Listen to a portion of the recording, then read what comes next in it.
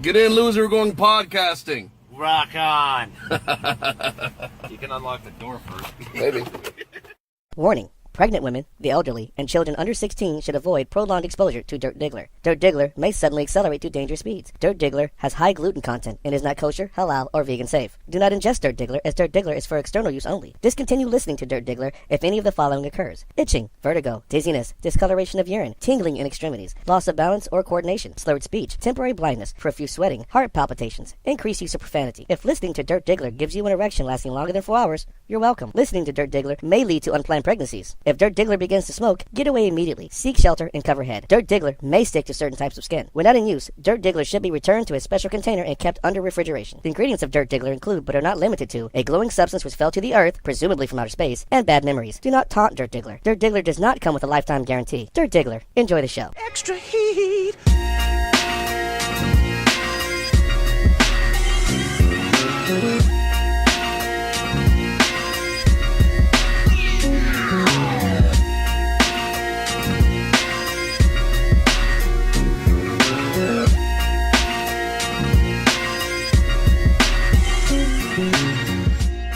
All right, what's going on? It is the Dirt Diggler, the dirtiest Diggler to ever Diggler. That's for right, Dirt Good bitchy, Diggler. right, And with bitchy, me, I've got the one and only. Kenny the Dork, who is unapologetically New England and proud of it. And This is Gianni, the KC chick with LA branches. nice. I Like like that it. one. Dig it. Dig it. So we got the group back together, right? We didn't have Gianni last week. She had to do a thing, and I hope that thing was successful for you. It was. It was good. It's good to hear that. It really is. Yeah. Man, there's been a lot of shit that's gone down between the last show and this one here. I mean, wild shit. Not only lot. did we have, a lot. We're going to touch on some of it, right? So last week we were going to have this discussion regarding Jamil Hill and her comments about the 45th president of the United States of America.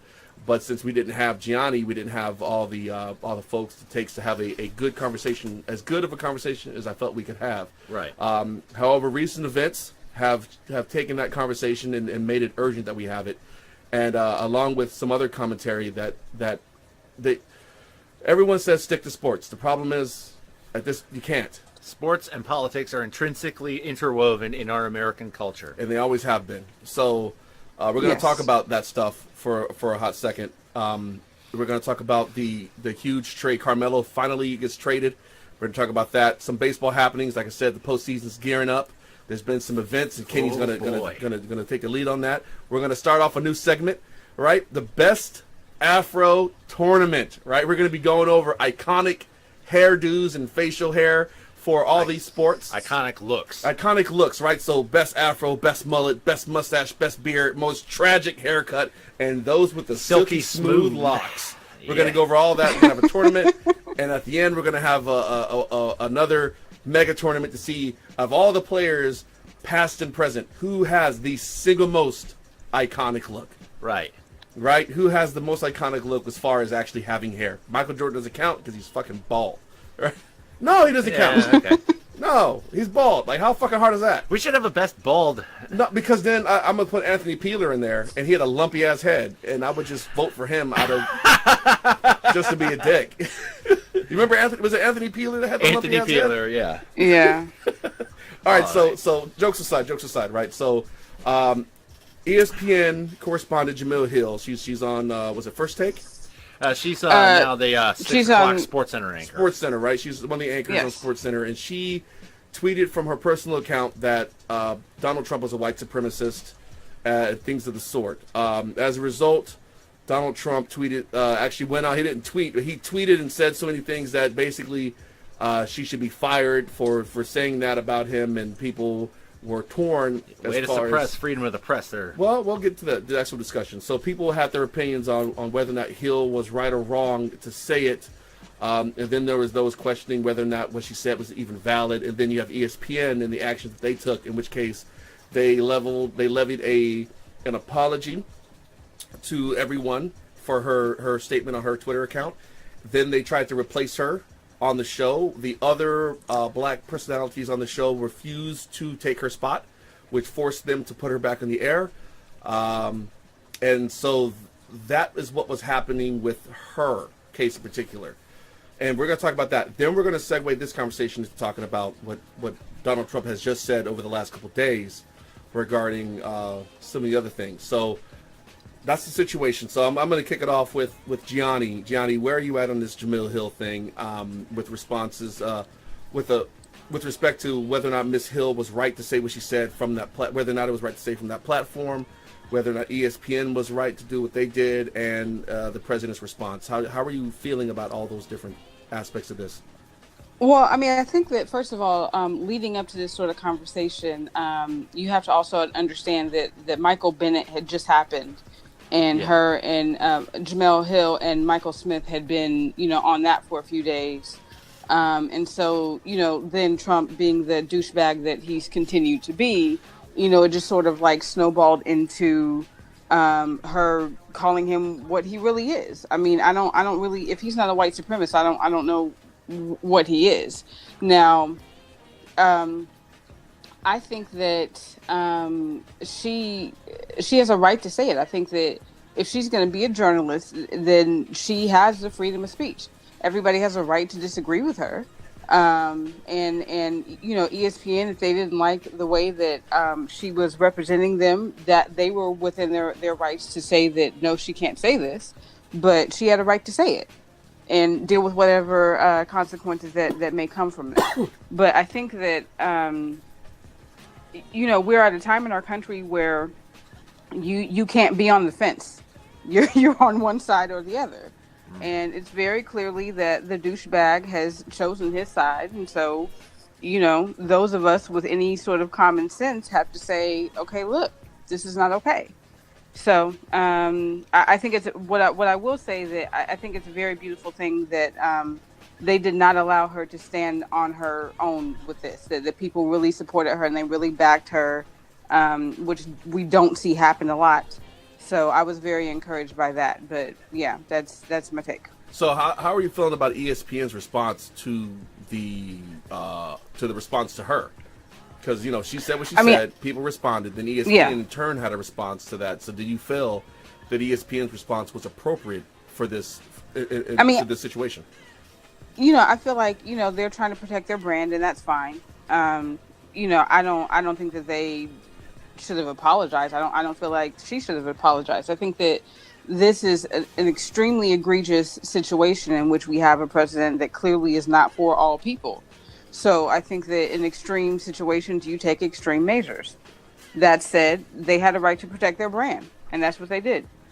So, okay, Kenny, how are you feeling about all of this? Jamel Hill, whether or not she was, whether or not her comments were appropriate on the given medium.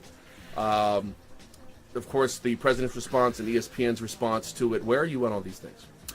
I'm going to just say this right now. I think ESPN is about as consistent with their punishments of people who speak out in a way that does not agree with them as Roger Goodell. Okay. I mean, right. you had Linda Cohn earlier in the year say she doesn't like the fact that ESPN is getting too political. She was told not to come to work. She was suspended for a week. Right. Yeah. And then, Jamel says something that's 100 times worse. It calls out, the sitting president of the United States as a white supremacist, which, honestly, he is. I have to admit it too. And I'm not a Trump supporter. I never have been. I was vehemently anti-Trump, almost virulently anti-Trump. His continued presidency disgusts me.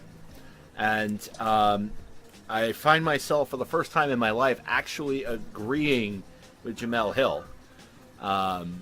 Because she's had some pretty controversial takes over the years that I have disagreed with pretty badly. And as much as anybody else, I would have loved to have seen ESPN can her over this, but now I recognize the fact ESPN cannot do that, because then it becomes a First Amendment issue. And not only that, yes. but like I said, it becomes Trump muzzling the press, suppressing of freedom of the press, which is what dictators do. Okay. And I don't like it. All right, so here's where I'm at on this, right? Here's my take. All right, Jamel Hill tweeted from her personal Twitter account her thoughts on the topic. ESPN did not appreciate that, nor did the sitting president. The problem is this. ESPN doesn't have actual guidelines on how they're going to handle these personalities' personal Twitter and social media accounts. Now, am I going to sit here and say she's free to say what she's going to say? She should be. But does she have anywhere near the exposure of that Twitter without her position at ESPN? I doubt it. Jemele Hill has made her bones at ESPN. Therefore, while she's not directly speaking for them, she's definitely someone they're looking at. And when people see her, that she does represent the company even under her free time, right? She does.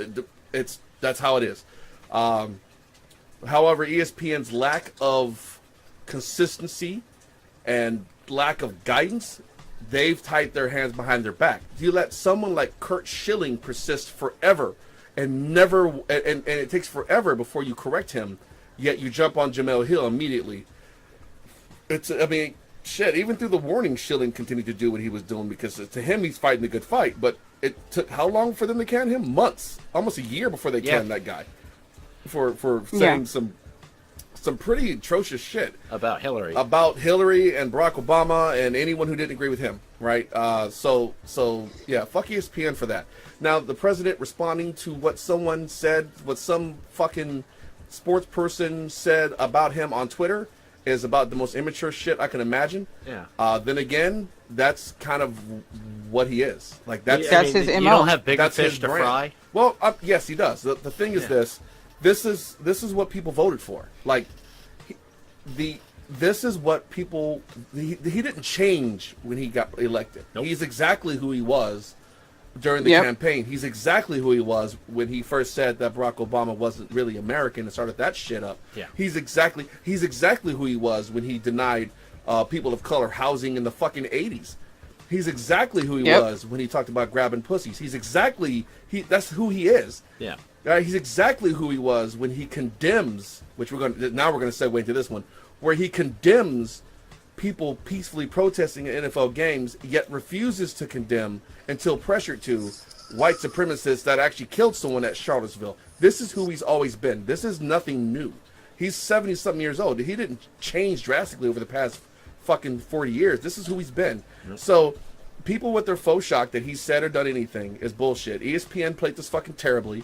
Jemele Hill, while she's free to say what she's going to say, she's got to recognize that when she does speak, even from a personal account, she's doing it as an ESPN employee, right? ESPN has to come out and set some fucking guidelines for how this is going to get taken care of so that if someone does abuse it, they have the proper documentation, the proper agreed upon rule set that they can adjudicate it properly. Because right now, them shoot from the hip, it's not working. It's very Goodell-like, and it's not how you're going to keep your talent.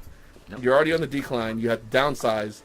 You need to keep the talent you have. Because Fox Sports 1, hey, that show with Shannon Sharp, they're doing yes, it's starting to come up. So you could lose. Fox could be making a play for it, but whatever. So yeah. Here's the question though that I have though. I mean, and yes, she's an ESPN employee, and I get that, but I'm like, if you're going to have the First Amendment, then how do you edit yourself? See, that's the thing. How right? do you? So the First Amendment.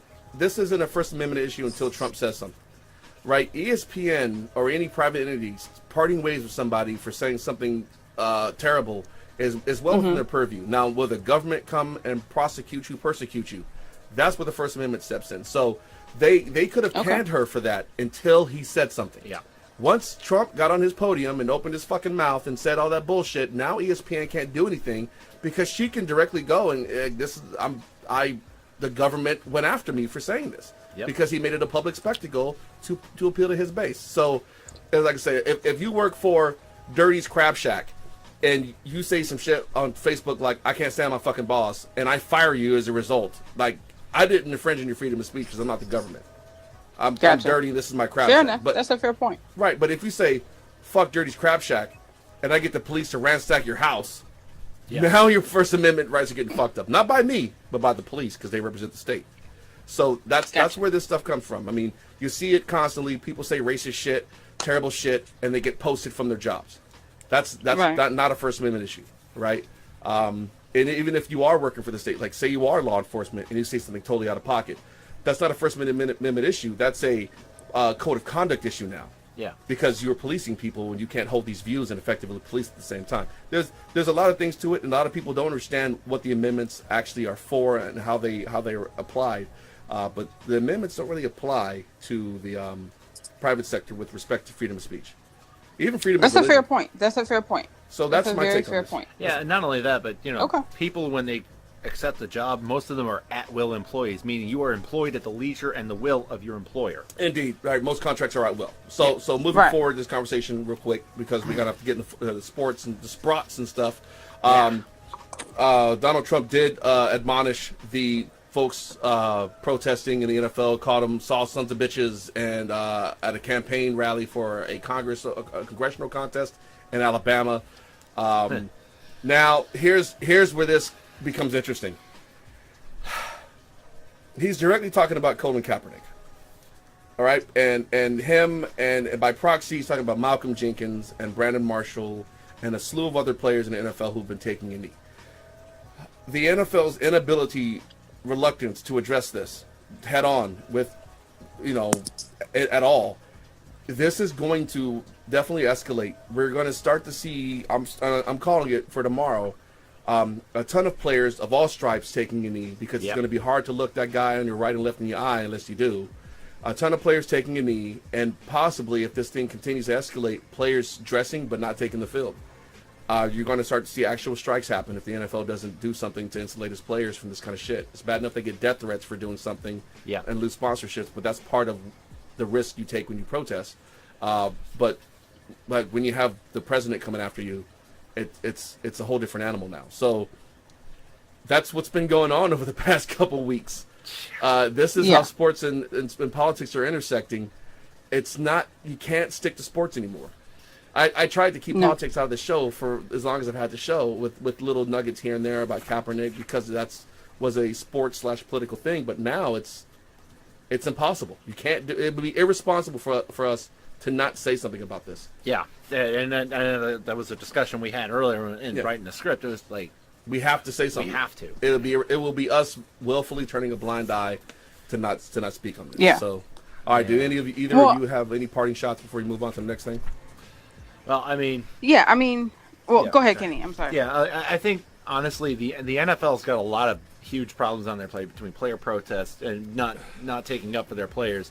Not only that, we found out Aaron Hernandez had severe CTE. Yeah. And it was like players are going to be a little bit freaked out by that. So I think it's going to really bode ill for them as the current CBA comes to its 2020 is going to be a bloodbath from the NFL. Oh yeah, if the NFL survives in its current state after the next decade, I'll be shocked. I will be as well. Yeah. Gianni, you had something?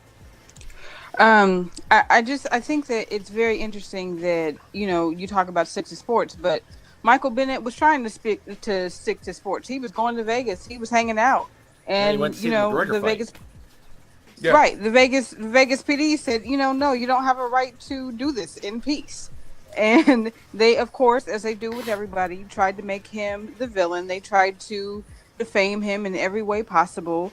And they had a man, on face down on the ground. And if he had made one wrong move, he would have been dead. And they would have found out, oh, he's a famous football player later. So if these guys who are making millions of dollars, who are famous, who have all these, wonderful lives and whatever else, if they can't get in their car without fear or even walk the street without fear of having a gun pointed at them, what does it matter?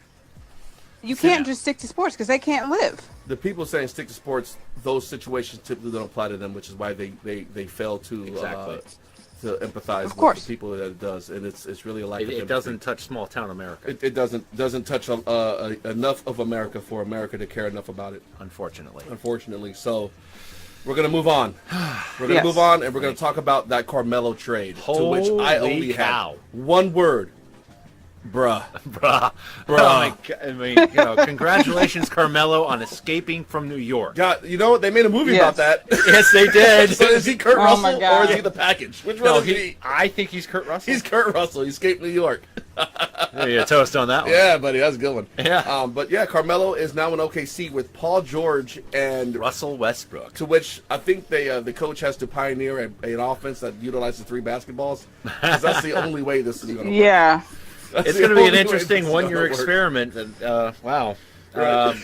The Thunder are all in on this season. That's what this tells me right now because, Melo, they gave up a couple of decent players and a draft pick to get Carmelo, who makes $28 million this year and has a player option for $28 million next year. And he could leave. So- PG-13 could be a Laker next year. You know what makes this funny? What? They're still going to get their asses kicked by Golden State in the No playoffs. shit. They're still going Yeah. to get their asses Yeah. kicked by Golden State in the playoffs. I mean, that's how you. Dude, Golden I see State saw this that going. trade. They were like, all right, we're back to sipping their freaking Mai Tais, man. They don't give a shit about I mean, this trade. I honestly think they won't get past Houston. Uh, I mean, I don't know. You I think figure they're they'll going to get past 2-3. Houston. I think that I don't know. I don't know. Houston, if Houston picked up Melo, then I would say Houston had a better chance of challenging Golden State. Oh no, I'm not saying that. I'm not saying Golden State, Houston. No. I'm saying Oklahoma City, Houston. No, I'm tracking what you're Yeah. saying. They might be Houston because Houston doesn't play defense. Yeah, that's right, D'Antoni. If Oklahoma City can find a way to make the three play well together, Yeah. because it's essentially three of the same dude. That's the they're big all challenge. They're all swingmen. They're all power forward, small forward / shooting guards. All of them are. Yeah. So you don't have. I mean, this Yeah. isn't like one of those things where you have a guy like he's definitely a 4-5, or a guy who's definitely a 1-2. Everyone you have, or your whole big three, are all 2-3s. Yeah. Like, this is a nightmare. You're not going to put them down the blocks. These are all, perimeter shooters. It's. I'm going to see how they pull together. Well, not only that, but it really hurts Oklahoma City's cap situation. Oh yeah. They go high into the luxury tax this year, and if they retain the three of them, they almost double their payroll in luxury tax penalties. They're in going 2018. to keep two of them. I Yeah. can see Yeah. Paul George walking to the Lakers to be with LeBron because that's where he's going to go. Yeah, But I think it would make the most sense for them to keep Melo and Russell Westbrook. I think that those two make the most sense together. It would if, to me, Paul George is more compatible with Westbrook than Melo. Melo Yeah. has proven to be pretty much incompatible with anyone else who ever dare shoot the ball. Yeah, and not only that, Yeah. but what we got to figure here is that Russell Westbrook still has until October 16th to sign his 5-year, $207 million contract. Yeah. So, So, Right. I mean, yeah, Oklahoma City really hamstrung themselves, and I hope it works out for you. good luck. Yeah. Good luck. Yeah.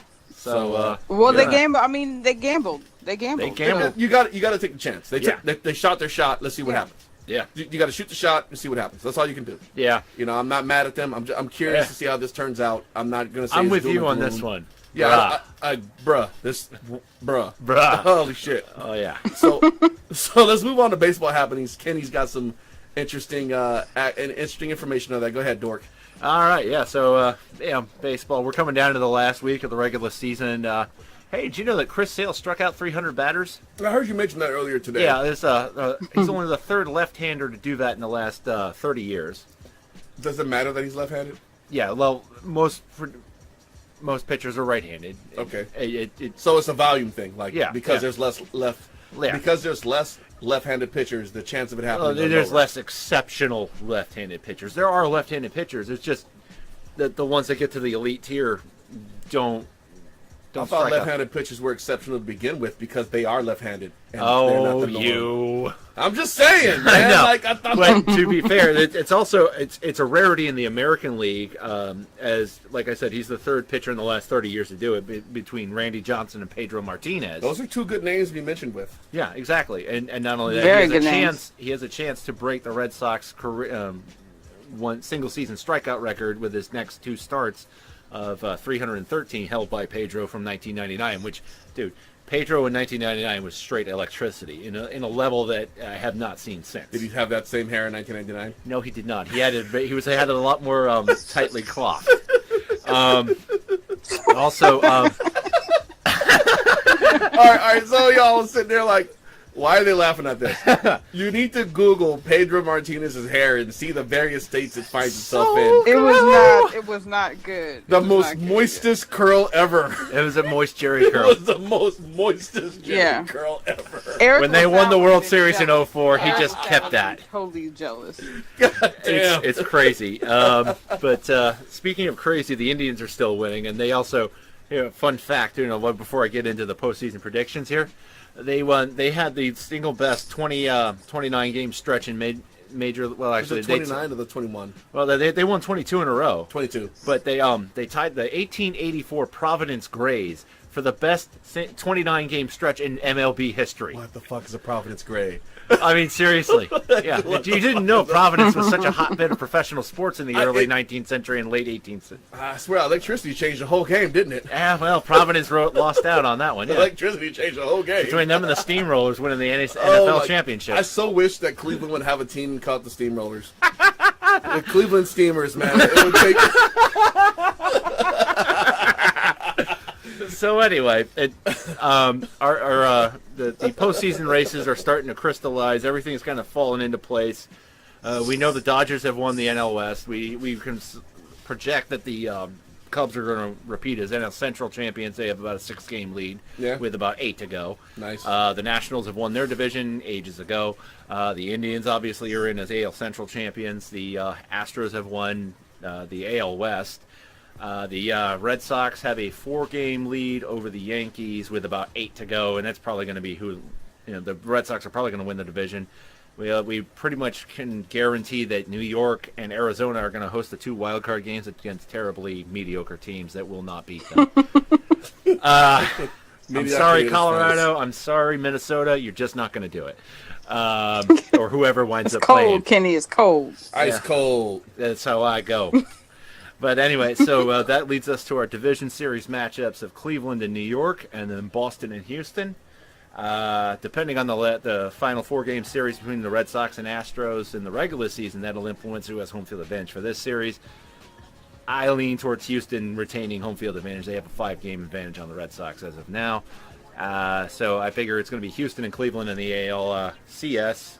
And then over in the National League, you're going to have the Cubs and Nationals in the first round, and the Dodgers and the Diamondbacks.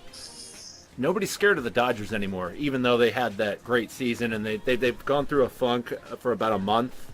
You know, they've just completed a 6-20 stretch that led to them culminating with a division title. Shocker, 6-20, but they win their division.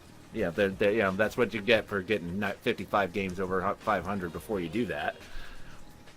So, the Dodgers are probably going to lose to the D-Bags in 5. The D-Bags. D-Bags. Nice. The D-Bags. I heard that.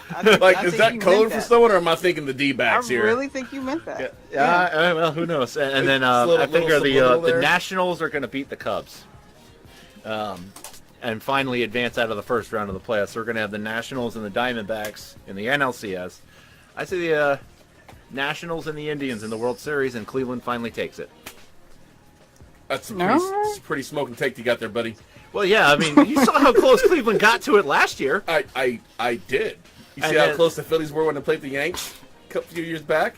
They were defending World Series champions at that point. Close to making it in professional sports most times, buddy. Yeah, but I mean, they went to extra innings in Game 7 of the World Series. Is grenade tossing considered a sport yet? Yeah, because if you're close with that, you can. That's good. You need to be close with grenades.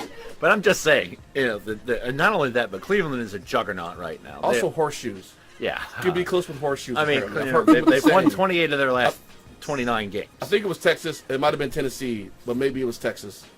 I'm getting the sense you want to move on from baseball. But close counts in horseshoes and hand grenades.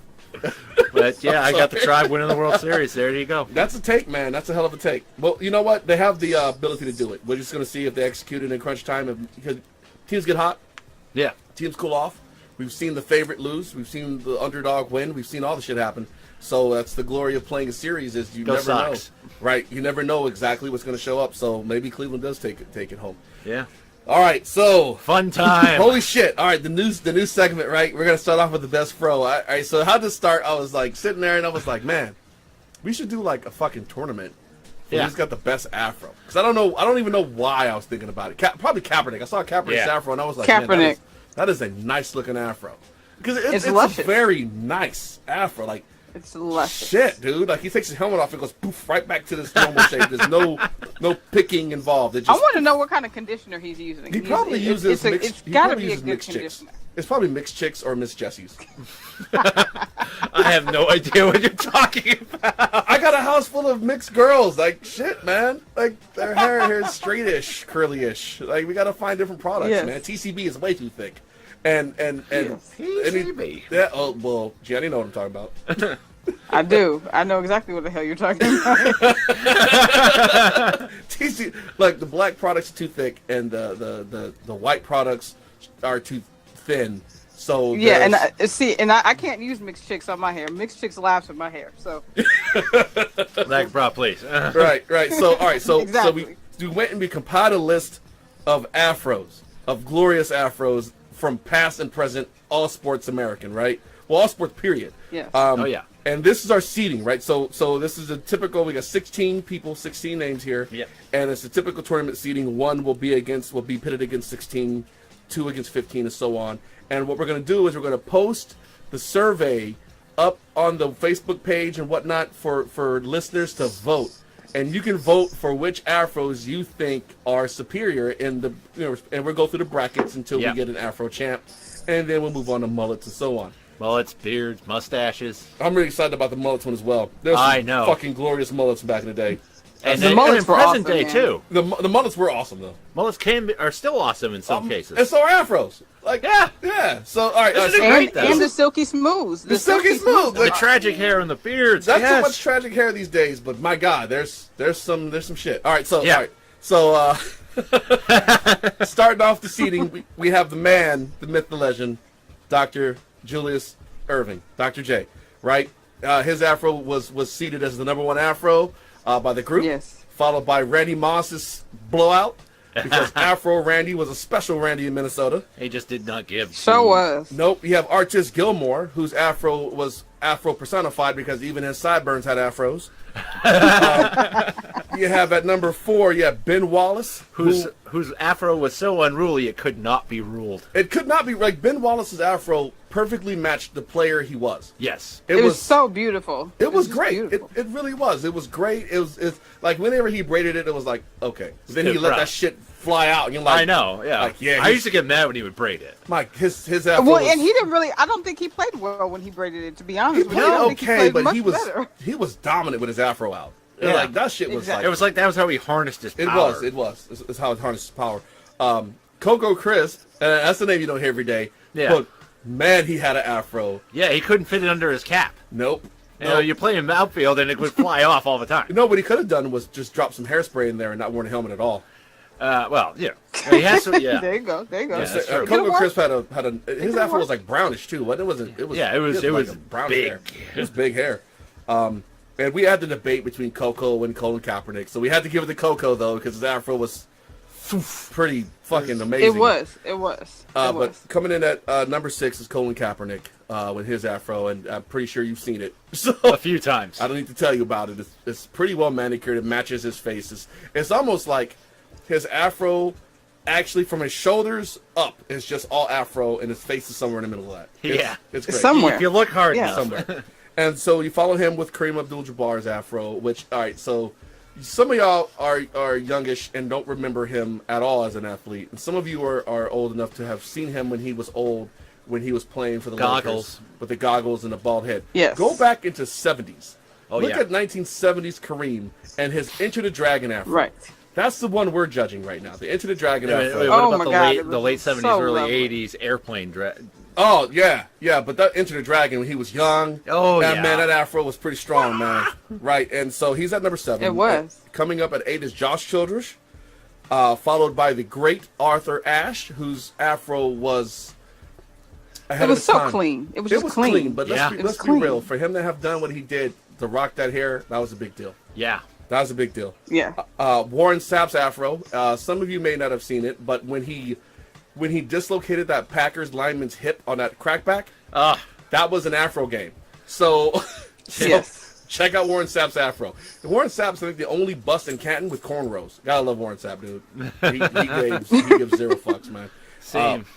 OJ coming in at 11 with his afro. He Yeah. did rock an afro back in the day.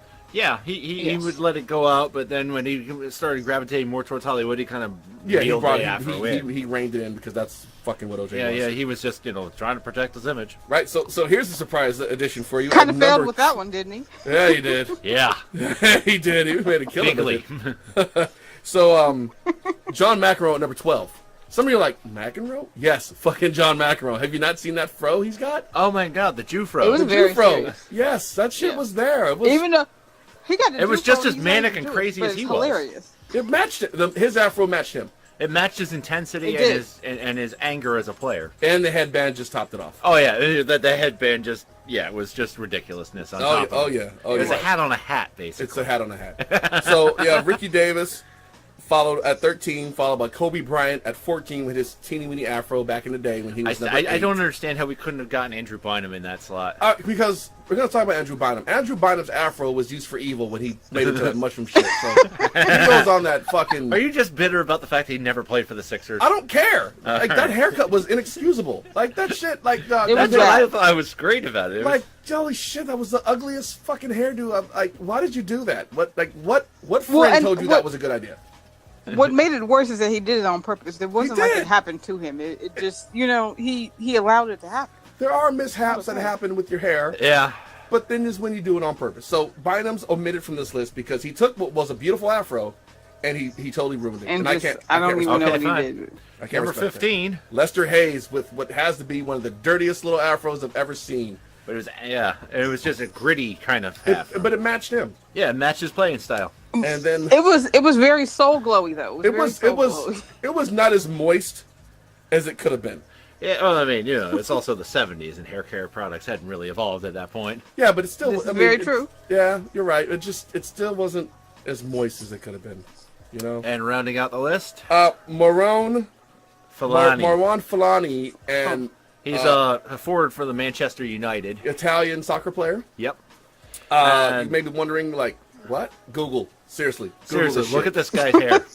It's beautiful. It's a thing. It's Yeah. definitely a thing. But so for the tournament, we're gonna try to put pictures in the voting so you don't have to go and do all this extra research. Yeah, we're Trying gonna to do make the it easy legwork for you. I just went on SurveyMonkey and I'm trying to figure this shit out, and I have no idea what I'm doing. So I'm sitting on this. We'll like, get it done. Trust We'll work us. it out. We're gonna figure it out and get it up for you by Monday. I swear. I promise. I pinky swear. Yeah, and this We're is gonna get it good. done. I feel like this is going to be one of the more fun segments This we is some do. pretty fun. Like, folks are really I like. had a lot of fun putting together these lists. Yes. Wow. We had way too much fun doing the lists. It was fun. Yeah, was it very was. Like, wait till you see what we got in store for you from mullets and beards. Mullets. Oh, beards. Jeez, there's some beards. Oh, there's some beards. Yeah. And the mustaches. The mustaches are always a work of art. Oh, yeah. The mustache is hard to grow. Yes. So let's get into what happened during Yes. week 2 of the NFL. All right, week 2. Week 2 of the NFL. Let's talk about it. I know there's an active boycott, and a lot of folks aren't directly taking in. But if you would listen to me run my jibs about Yes. it, I'd appreciate that. Yeah, Because- and I like talking about it too, so, give us both a listen here. yeah, give us a listen here, man. Yeah. So, all right. So Yes. the Cardinals squeezed by the hapless Colts, which in turn makes the Cardinals appear to be pretty. Yeah, fucking they hapless had to as well. come from behind and beat them in overtime. Yeah, they did, and I have a tough time trusting a team that can't beat the Colts right now. Like, seriously. Ugh. Yeah. In a game that I called incorrectly, the Chiefs won a very close one against the Eagles in Kansas City, right? So I know Gianni's pretty excited about that because her team looked good. Her Yeah. team has beaten both our teams. You have that honor of having beaten both the Patriots and the Eagles. seriously. I really love that. Even though I'm pretty much participating in the boycott, I'm still enjoying that the Chiefs are doing well. Just understand this. The Eagles did beat the brakes off Alex Smith. Yeah, They- it was they brutality. were fucking Alex Smith up. So, I mean, game was but brutal. we've all said that he is the most okayest. I mean, so if you're just okay, that means at some point, your good games are gonna be limited. It's just that's what happens. no, I mean like he was looking out of his ear hole most of the game. It was pretty. Oh, they God, were- he was they getting were- wrecked. Yeah, that Eagles defensive He line was is getting riggedy wrecked, son. Look, that Eagles defensive line is pretty damn good. Like scary good. There was Yeah. some savagery going on. There was. I mean, you had Timmy Jernigan toss Yeah. Kareem Hunt out of bounds with one arm like over his head. It was the weirdest shit. Like he just picked him up and like chucked this guy onto his head out of bounds. You're just like, how strong is this fucking guy? Like Yeah. that. And the thing is, the Eagles have 2 starting defensive lines. They pull all 4 starting linemen, put in 4 new ones, and there's little to no drop off.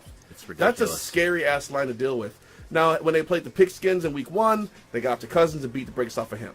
All right, so Smith is a lot more mobile, and he's a better quarterback, and they really got after Smith. So, and they stopped the run for the most part. It was a good. It was a good game. I was stopping in between, watching my my beloved Patriots, and commercial breaks. I peel over to the Eagle game, and I remember you just posting like, if this keeps up, Alex Smith is not going to finish this game. No, they I was like, let's see what they're. Oh my God, they hit him again. Yeah, he was getting smashed on. So moving on, the Pats avenged their Week 1 loss against the Saints, but look, don't let the score fool you. That game was never fucking close. Oh no. I mean, like Brady and the Patriots put up 30 points in the first half. Brady had 300 yards by halftime. Yeah, it was not okay. I mean, the only thing that was troubling for me as a Patriots fan was seeing all of the receivers at one point or another go into the medical tent. Nice. I mean, like Gronk for the groin, although I think it was just a vanilla nut tap. Oh, wow. Vanilla nut tap. What What the hell Oh is my a vanilla God. nut tap? I don't even want to know what that is. I'm curious. He got hit in the. He got a cup check, huh? He got a cup check. You got a cup check? Pretty hard. It knocked him. He didn't got feel the wind knocked out of him. Yes. And then you had Chris Hogan hobbled by a leg injury. You had, obviously Amendola and Mitchell are still out. Edelman's gone for the year. Philip Dorsett, brand new to the team. He paid a visit to the medical tent, too. You guys are getting around to 6-foot wide guys to play pretty soon. Yeah, and then Rex Burkhead got cracked in the ribs. You guys are going around to 6-foot wide guys to play. It's going to be great. It was like they were saying, like, maybe we should put it in calls to Randy Moss and Calvin Johnson. You know what? Calvin has already talked about coming back, and he knows that the second try to come back, Detroit would fuck him. Yeah. So you got to remember, Beast Mode was able to go to play for the Raiders because because of the Seahawks. Seahawks said, "Okay, let him go." The Seahawks were cool. The Seahawks were cool for doing that. Yeah. For understanding Yeah, Detroit is not going to be that cool. Detroit's never been that cool. They're petty. They're petty. Ever. Yeah. Which is why they'll never ever win because they're fucking petty. But moving on. So Bradford's little knee was sore for some unknown reason. Well, that's because he's had 2 major ACL surgeries. And well, here's the thing: the guy comes out. From that. The guy comes out week 1, plays, is clean. Yeah. Smokes it. Comes out the next week, his knee is sore. He can't play. Like, you've played before. Like, what's going on with this guy's knee? I understand the surgeries, his shoulder, his knees. I understand all that. But why now? This isn't like to where you were running a lot or getting hit. You were clean. Yeah. So, I think it was probably an issue he had been dealing with in the preseason, and they just wanted to be cautious. So he's out indefinitely, but the coach is also saying he's not out for very long. So it's hard to know what's going on with the Vikings. Either way, I mean, I think this goes to back up my statement from a couple of years ago where I said a stiff breeze could put him on the IR. They could, and I'm actually glad the Eagles parted ways with him because Wentz has proven to be far more resilient than he has. But either way, he didn't play, and as a result, the Vikings got murdered by the Steelers in Pittsburgh, and that's what happens when you play. When you have to play Case Keenum on an hour's notice. Yeah, right. Yeah, right. Like so when you play in Pittsburgh, it's a tough game. Roethlisberger's pretty solid at home, solid at home. You're gonna need your A game, and they didn't have it because Bradford was sitting with the bad knee. I think if your offense isn't moving the ball, the defense is going to be on the field for a long time, and it's going to look bad. Pittsburgh will figure it out. So the Buccaneers killed the Bears, and their fans. I got you, Brandon. Are calling for the heads of John Fox and Mike Glennon. So Mike Glennon played like shit. John Fox coached a terrible game. Could it be Telly Trubisky time? Is it Telly Trubisky time? Truby? Is it Trubby time? It's Teletubby. Teletubby. So I'm just curious, right? So they're projected to be in a tank season. Yeah. But they actually have the talent to compete in these games. Yeah.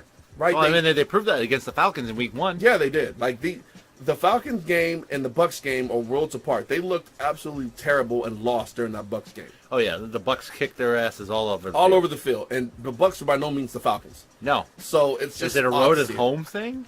It could be a road and home thing. They're still a youngish team. Yeah. They are still lacking a lot of weapons. But not only that, but the Bucks were making their season debut after having it postponed by the hurricane. So right. At the same time, I think week 1 set some expectations within that fan base, right? The Bears fans don't really see this as a tank season. Yeah. They see this as there's games that are winnable and they expect their teams to win them. After that week 1 showing, it set the expectations pretty high. And it's like everybody, got the message that it was a tank season except Bears fans, and they were expecting at least 7-9. Well, it's not impossible. It's not impossible, but they definitely agree that John Fox did not call the proper game, and that Glennon was absolutely atrocious as a quarterback. Maybe they should have just benched him and brought in Trubisky. Yeah. But at the same time, I mean, I hear what they're saying, that they're frustrated with Glennon, and he was terrible. But, obviously, Glennon came from Tampa Bay, so they know his tendencies a little more. Maybe. But also, I don't like this trend that we're seeing in 2017 where coaches are getting trigger happy on bringing in rookie quarterbacks. Well, I mean, it's what it is. I mean, you have a Tom Savage situation where you have the second coming of Bork Assweiler. You might pull the trigger on Deshaun Watson a little sooner than you anticipated for the sake of it's 10 sacks? No. All right, so either way. That was pretty savage. The Panthers beat the Bills in the game where only 12 points were scored. Honestly, there really were no winners because only 12 points were scored. The Titans blasted the Jags, and so the Jags are indeed who we thought they were. But they are who we thought they were. No, it was bad. Yeah, it was bad. I know. I saw it. It's so bad. It's got your dogs barking at the window. It's so fucking. I was about to say, yeah. It so fucking does, man. You know it's bad when the dogs start getting involved. It's like they just had to let us know the Jags are terrible. Yeah, they are. Sons of bitches. Yeah. It's like the new Browns lost to the old Browns in Baltimore. Listen, new Browns, you can't turn the ball over 5 times and expect to win that goddamn game. You're not going to win the game turning the ball over 5 times. Kaiser made way too many rookie mistakes. Way too many. But he is a rookie. The Browns. He was trying to jam it into triple coverage way too many times. You got to. They're talented. Did you see the catch that Duke Johnson had going over his own? Landing. Did he have one of those weird ass? It was like a one-handed, and then he fell backward, and then rotated upward on his head and landed on his feet. Was it like that catch that Giants receiver had in the Super Bowl?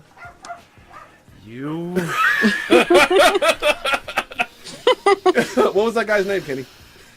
No, you know his name. Oh God, I can't even Which think of one? his name. The first one. Tyree, yeah. Oh, David Tyree. That's right. That's Tyree, buddy. Oh, damn. Like, Kenny's over here doing deep breathing exercises to calm down. That was such a good catch. That was such a good catch that SNL. So the ruling against so how did Super Bowl 39 turn out for you? Pretty badly. We lost. To who? Oh, I don't know. Some assholes from the Boston area, from what I understand. I don't pay attention to that kind of shit anymore. That's in the past. Democracy! That's in the past.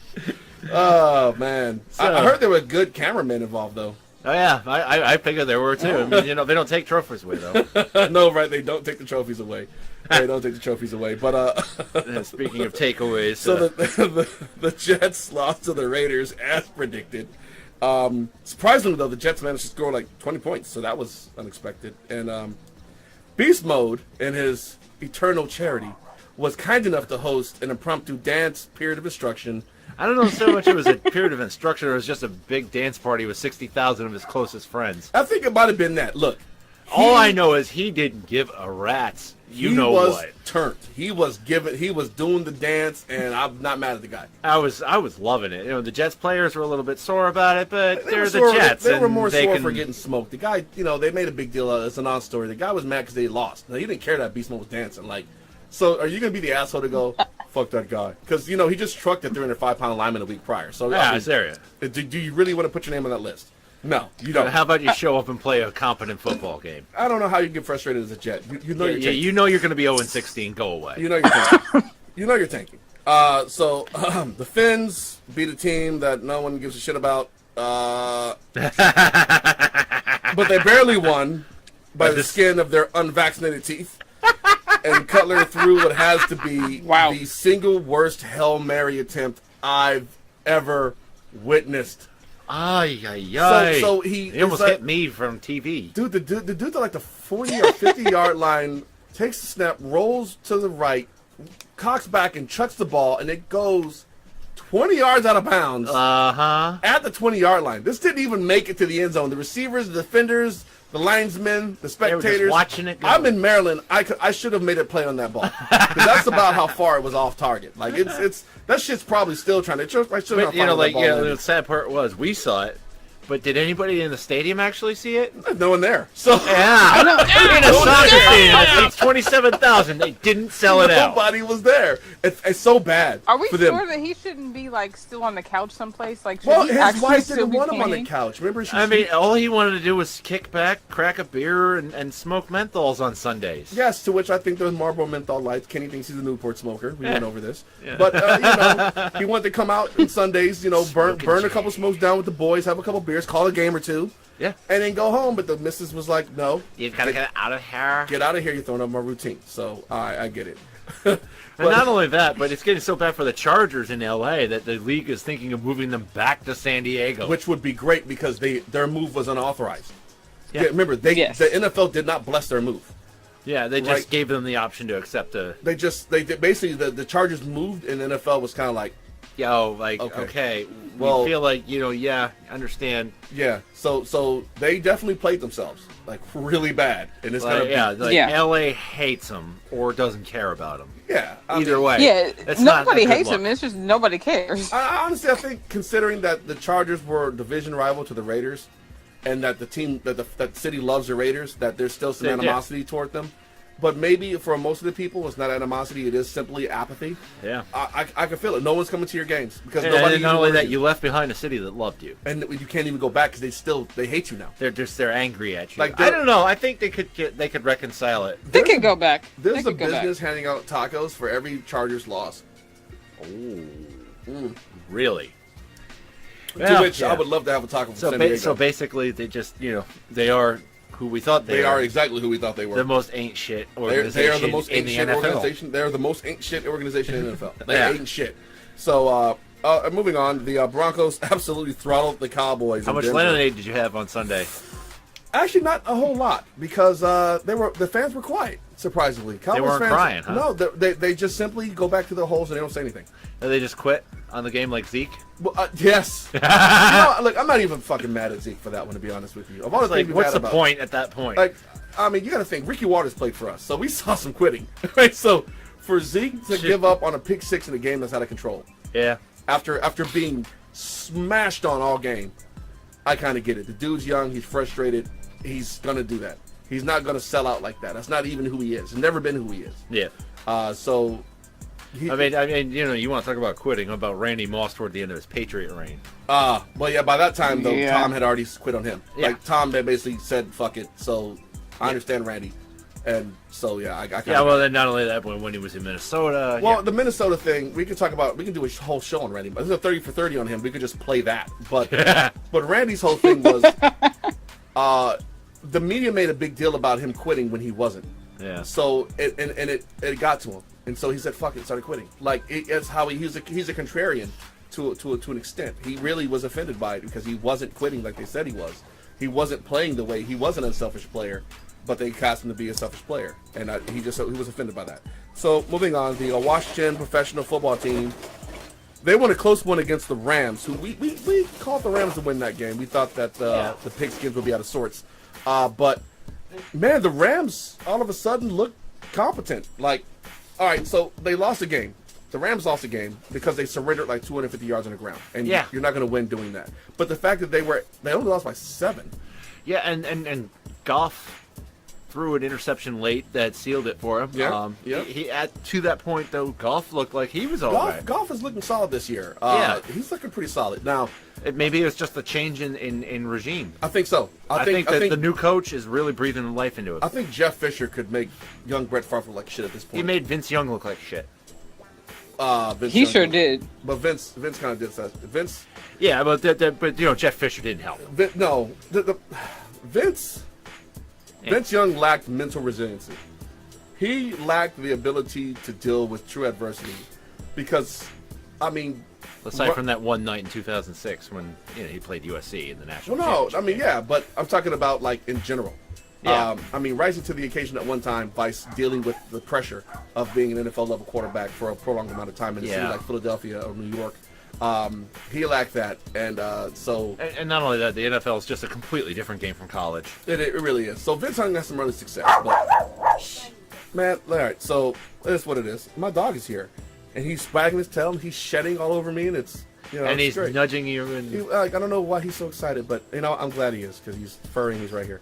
So all right, so the Seahawks win a close one at home, 9-12. No touchdowns were scored. This Seahawks offense is atrocious because the 49ers defense is not the stuff of legend. no, it is not. But you barely won. You barely won at home, Yeah, I mean, and given what we saw from San Francisco on Thursday night. which we're going to talk about. By the Oh way. yeah, we're gonna get to that in a game. second. But like, I mean, I'm like, how in the world did they only score 12? Who knows? Well, man? maybe they just wanted to, identify with the fans that became fans in honestly, 2012. I think, yeah, nice. I Yeah. think the Seahawks offense symbolic. is really, really, really bad, and it's going to cost them. If it weren't for the trash can fires that was the rest of the division, I'd say that they have a chance. Actually, the Rams could push them. The Rams, if they keep playing the way they're playing, the Rams yeah, could take I'm the West. surprised. I am surprised by how well the Rams. They've are got a playing. 31-year-old head coach. The Rams could take that division. Moving on to the Falcons and Packers. All right, so the Falcons throttled the Packers in what ended up being outstanding defense for the Falcons. They absolutely Vic Beasley had his way with Aaron Rodgers' face. Yeah. And that's what mean, won the game for him. I can't be the only one though when the score was 24-7. Who were thinking, God, I hope they score a touchdown and go for two just to see how they deal with a 25-point lead. to be honest with you, I'm pretty sure they were thinking the same thing, and then they said, nah. Let's not tempt fate. Let's not tempt fate. So Because not only that, but like Rodgers scored two quick touchdowns in the Rodgers fourth quarter. is a magician. We had them to win that game, and You had them. I had them to win that game. I had the Falcons. You told me not to trust them, and I was like, they're opening a new building. I still can't really trust them. Like it's hard. I never needed to trust them. I was more on board with the Pats at that point. I got you. Yeah. You. All right, so the Lions murdered Wow. the Giants in New York It was ugly. for their home opener. It Eli was- Manning looked out of sorts. He was looking out of his ear hole for most of the game. That game was so ugly on so many levels. I mean, and not the least of which was the Lions' blue pants. So I like their blue. I thought it was a little slick. disoriented by it. I was like, But I can see why they do it. Yeah, they want to differentiate themselves from the Cowboys. Yeah, they do. They have to find a new blue because a lot of teams will wear blue. But Of you silver know, and blue. Eric Flowers has like little T-Rex arms. Yeah, Little tiny T-Rex yeah, his arms. little baby arms, Little and tiny unlike, but arms. at least the baby can pick up a block. It can. Eric Flowers, the offensive line for the Giants is absolutely terrible. Atrocious. They got to play the Eagles in Philly tomorrow. I mean, that's like, I'm sorry, but like seriously, I mean, like you remember what I was saying about how I want the Patriots to play the Giants Not in gonna the happen Super this year, Bowl. buddy. It's not going to happen. Not gonna happen But this year. you were saying you don't want that, and I was like, yes, I do, and this point, is why. At this point, yeah, but they got to like win against everybody. And Yeah, like, no, how they're does that even happen? they're 0-2, and they're not getting out of that hole anytime No, soon. if the Giants lose this game in Philly, their season could effectively end. Yeah, McAdoo. This early, and McAdoo, I don't care what he does with his hair, it will always look terrible. Yeah. Because his fucking whole shape is terrible. Like his I head. mean, seriously, ugly on all levels. He's like if you took a potato and put it on top of a larger potato. That's his shape. That's his shape. Like he's like a giant walking, talking. His 10 pounds of Cankle. ricotta cheese in a He's 5-pound bag. he's a sentient cankle. He's a sentient cankle. It's like I don't care what he does with his hair. His face is just. It would never like he And did, he seriously, did what is up with this the, offense? he did the choir boy shit last year with the split down the middle. That Yeah. looked terrible. Now he's doing the Pat Riley slicking back shit. It just looks Yeah. even worse. He looks like he frequents those sex shows back on Times Square back in the day. Oh my god. Yeah, like he just looks pervy now. He's just creepy. He looks creepy. Like so, McAdoo, your haircut, Macadon't, Please. not okay. So moving on to the Thursday game. Wow. We were wrong about how entertaining this game would be. Yeah, I think everyone was wrong about how entertaining this game was going to be. We were just like, Rams, Niners, no thanks, NFL, I'll just stick to crochet. And holy shit, 80 points scored. 80 fucking points scored. And then not only that, it almost went to It overtime. almost did. This was a close game. This was entertaining. Holy shit, that was like everyone. Hey Rams, Like- hey Niners, do this more often. So hold on. So either this game put on a scoring clinic, or it put on a how to play bad defense period of instruction. right? So either the defenses fell apart, Yeah. or the offenses simply came to play.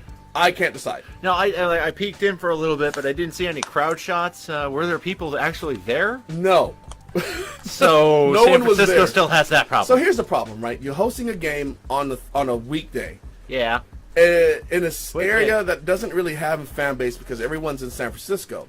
They can't drive down in rush hour traffic after getting off work to come to this They game. can take the light rail. No, it still takes hours to get down there. Yeah, I So know. the logistics of this stadium are terrible, and you know what? No one's going to come to their games, and this is what they deserve for Yeah. building that shitty stadium in that shitty place. Yeah. It's not a bad stadium. It's just poorly thought out. It is very poorly thought out. They were trying to tap into that Silicon Valley tech bro shit, Yeah. and sell luxury boxes, and they realized the tech bros don't give a shit either.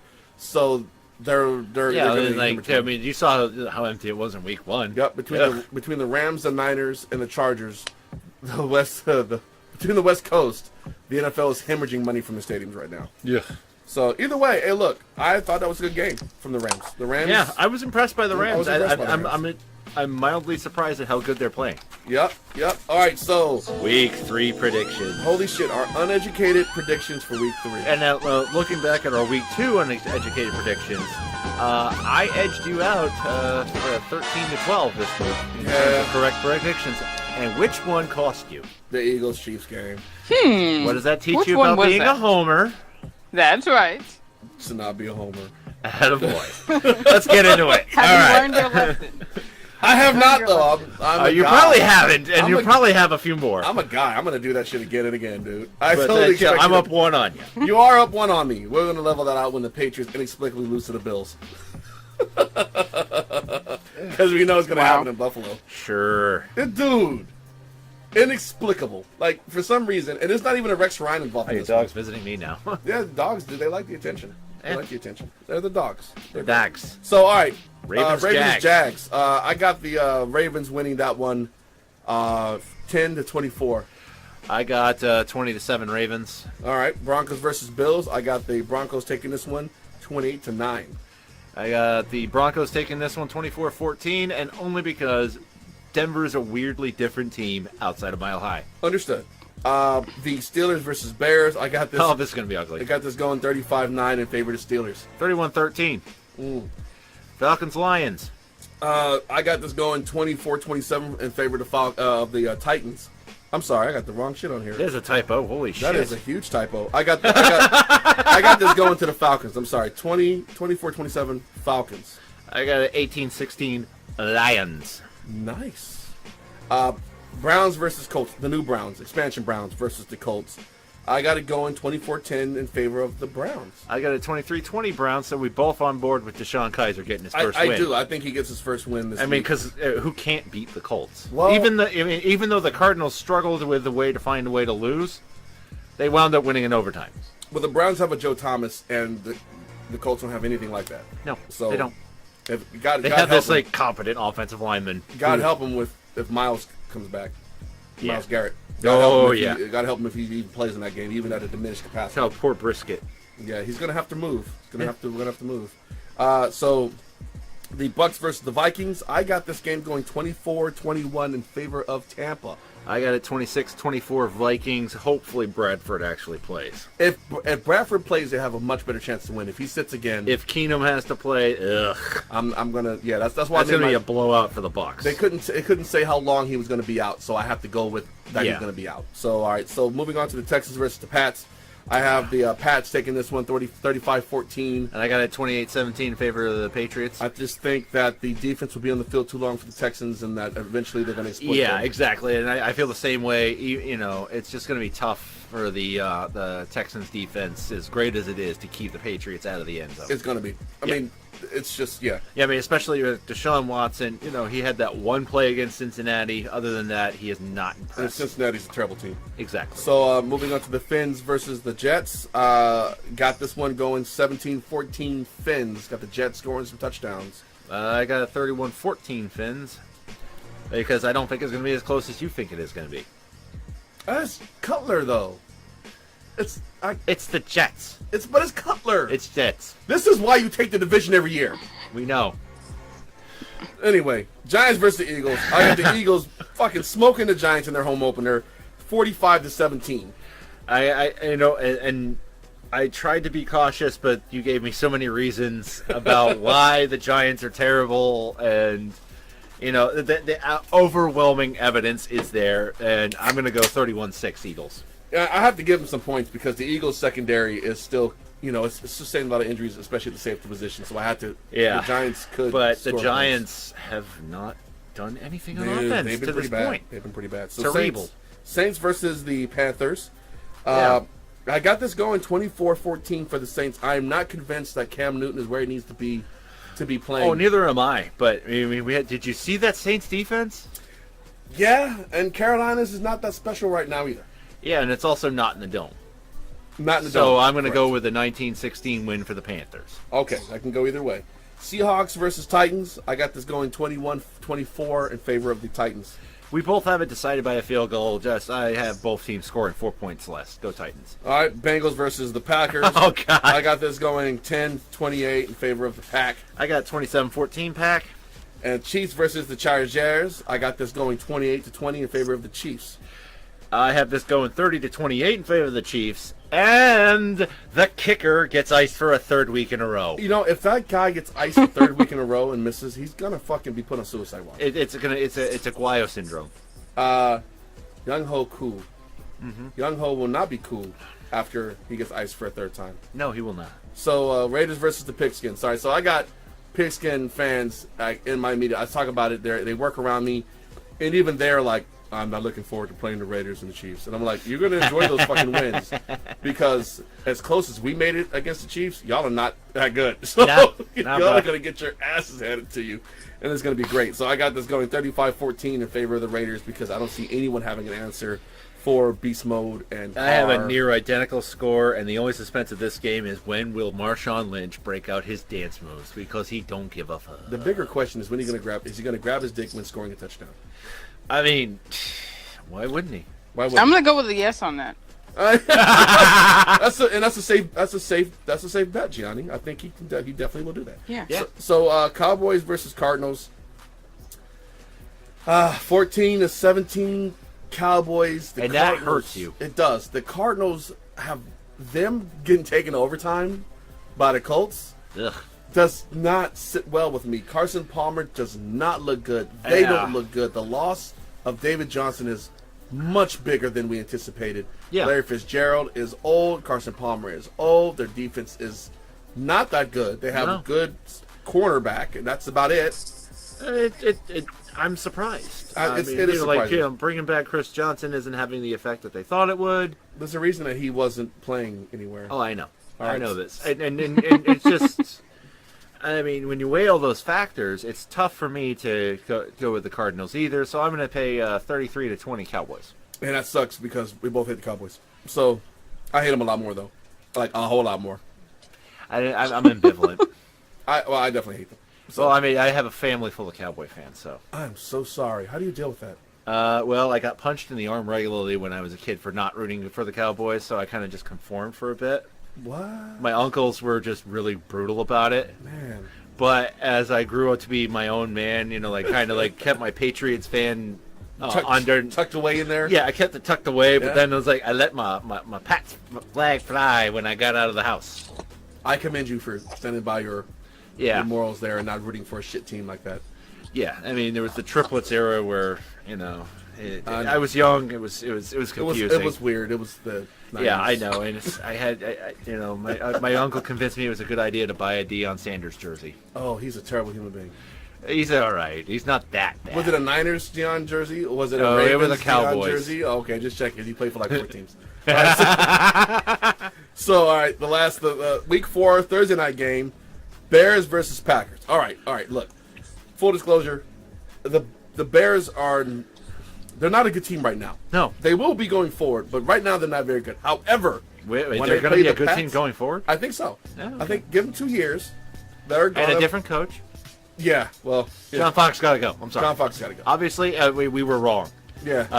Just because he's taken 2 other franchises to the Super Bowl doesn't mean he's going to work in smack in Chicago. Yeah, I don't see it happening. But it's just not with this cast of characters. It's not going to happen. But we'll see.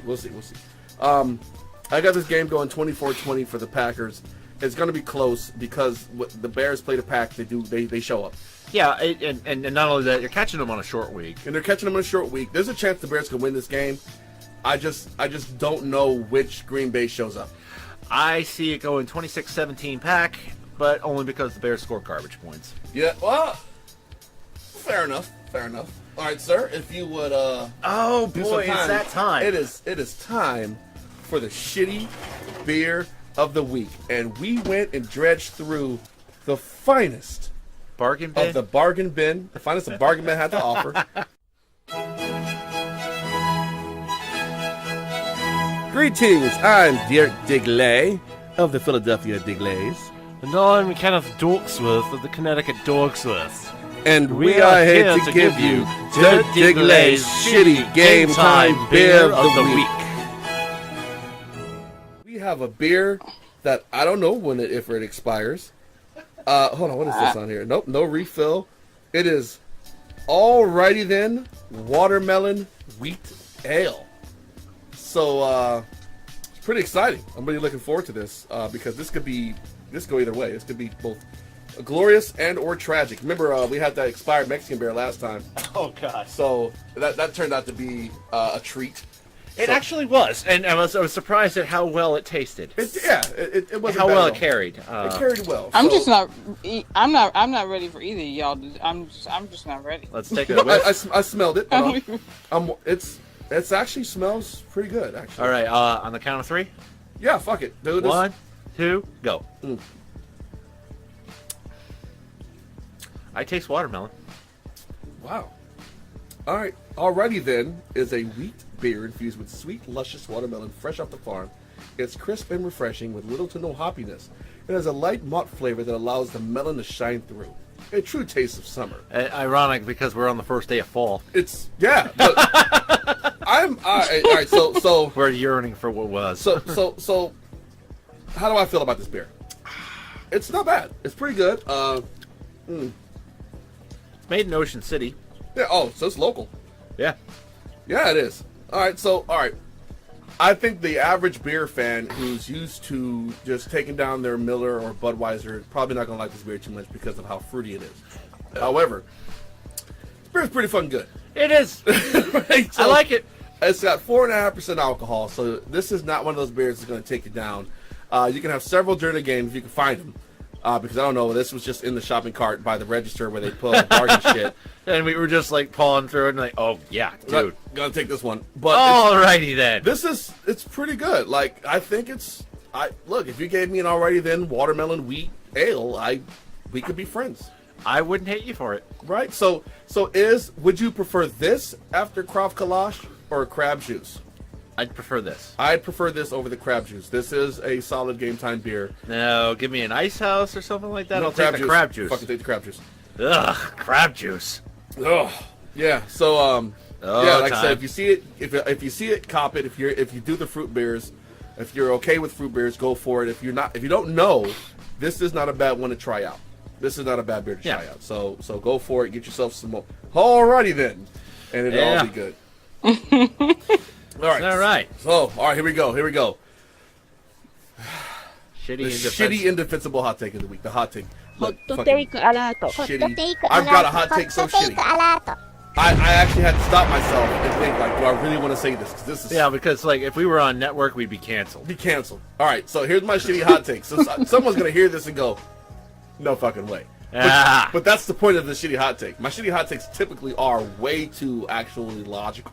So my shitty hot take is this whole Trump thing with the NFL. It's gonna blow over in a couple weeks and just totally be forgotten. We're gonna have a pint at the Winchester, We're gonna have a pint of Winchester, buddy. and Pint just of like for this to Winchester. whole blow It's gonna over. just blow all over. No, like 2 weeks from now, we'll be like, "What? Ain't shit. He said what?" Man, No, he did not. I don't think he said that. Those guys, You're being ridiculous. those guys are just being way too sensitive. I think it's gonna. My shitty hot take is that it's gonna blow over in less than 2 weeks. Some other thing will come distract us, and we'll forget the shit even happened. Exactly. All right, so Dork, what's yours? Well, the OKC Thunder, they've doomed themselves to 5 years of terrible basketball after Russ, PG, and Carmelo all leave following the conclusion of the next basketball season. Ooh. They are, dude. The Yes. assets they gave up to get PG-13 and no, not Russ. And Carmelo. Carmelo. That was yeah. Carmelo. They're all the same player. We were just talking about that.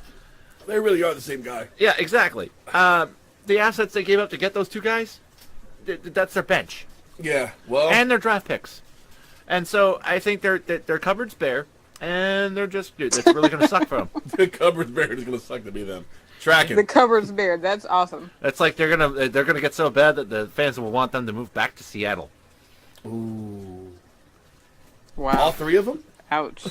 Ah! Boom. All right, Johnny. Damn. Let's hear your shitty hot take. I am going to piggyback off of Kenny's OKC and say that OKC is going to win the championship this year, and that's going to make Kevin Durant want to come back.